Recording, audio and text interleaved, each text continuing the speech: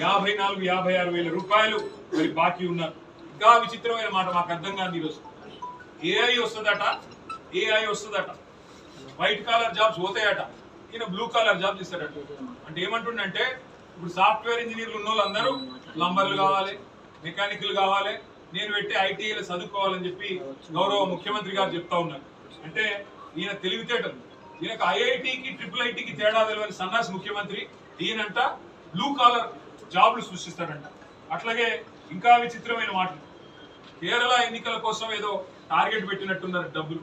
అందుకే గొంతు బారేసుకోవడాలు, కాంగ్రెస్ పార్టీ సెషన్లు రాగానే మూసీ మీద పడి మేము అడిగాం, డిపిఆర్ ఉన్నదా మూసీకి అని అడిగినాం, డీటెయిల్డ్ ప్రాజెక్ట్ రిపోర్ట్ ఉందా, సమగ్ర ప్రణాళిక ఉందా, లేదు. పోనీ పైసలన్న మంజూరైనాయా, ఏడీబీ ఒప్పుకున్నదా, లేదు. పైసలు లేవు, ప్రణాళికలు లేవు.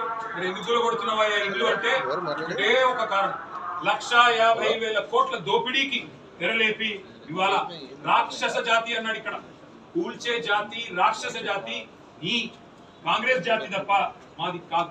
మేము అభివృద్ధికి వ్యతిరేకం కాదు, కూల్చివేతలకు వ్యతిరేకం. ఇవాళ హైదరాబాద్ లో ఒక్కటంటే ఒక్క